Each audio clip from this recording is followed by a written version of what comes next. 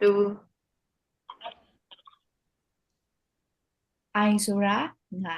မီဆိုတာငါကိုเนาะအဲ့တော့ he ဆိုတာကြတော့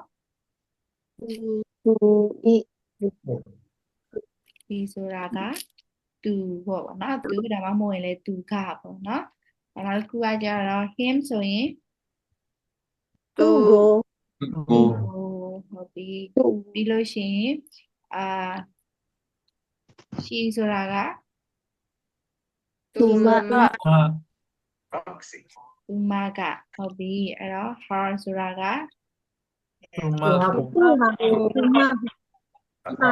ပါကကြတော့သူမကိုဒါမှမဟုတ်ရင်သူမဟာသူမရဲ့ပေါ့နော်အဲ့ဒါဒါမဲ့ဒီမှာကျမဟာသူမကိုလိုပဲအရင်ရေးထားမယ်နော်ပြီးလို့ရှိရင်we ဆိုရင်ကျွန်တော်တို့ဟုတ်ပြီဘာဆရာမယူရှင်းတဲ့ပုံစံလေးနဲ့ပဲရေးလိုက်မယ်နော်ငါတို့လိုရေးလိုက်မယ်အများကြီးပြောလို့ရတယ်နော်ကျွန်ုပ်တို့နော်ကျွန်တော်တို့ကျမတို့နော်အဲ့လိုပြောလို့ရတယ်အဲ့ဒါဆိုရင် S ဆိုလို့ရှိရင် USS ကျွန်တော်တို့သူတို့ Okay ငါတို့ S ဆိုတော့ငါတို့ကိုဟုတ်ပြီနော်ဒီတစ်ခါကျတော့ဒီရှိဝိုင်းသေး သူတို့သူတို့ သူတို့ဟာသူတို့ဒီရှိရတော့ သူတို့ကို သူတို့ကိုဟုတ်တယ်နော်ကဲဖတ်ကြည့်ပါအောင်ဆရာမရေးထားတာလေးဖတ်ကြည့်ပါ မင်းမင်း I ငါတို့ ငါကို he သူက him သူတို့ she သူမက her သူမကို ငါကို we ငါတို့ ငါတို့ us ငါတို့ ငါတို့ကို they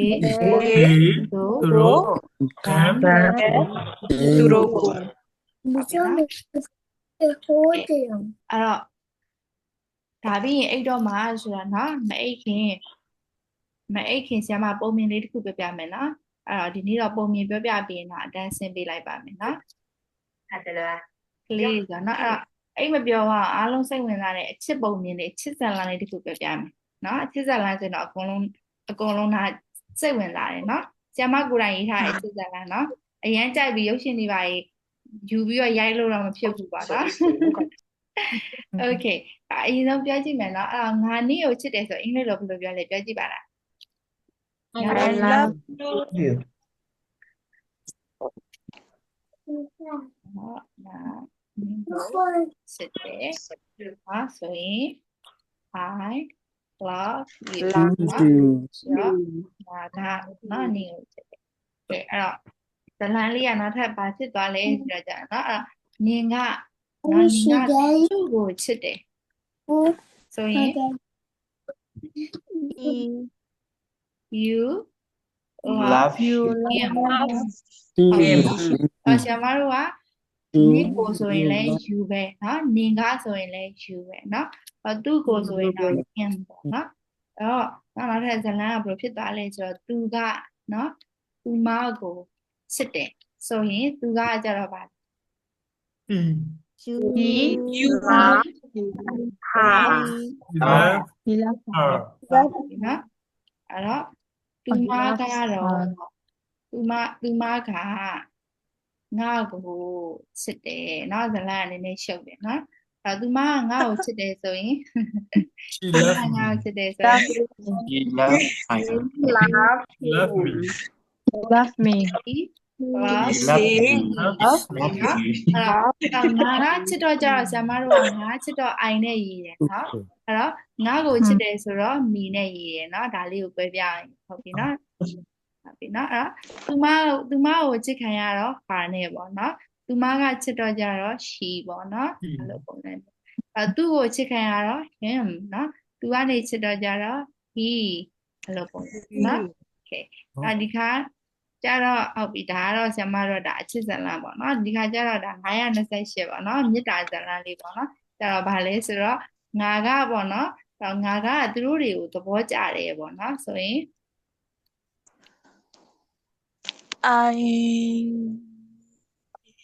ဆိုရင် I like them I I like them like them like them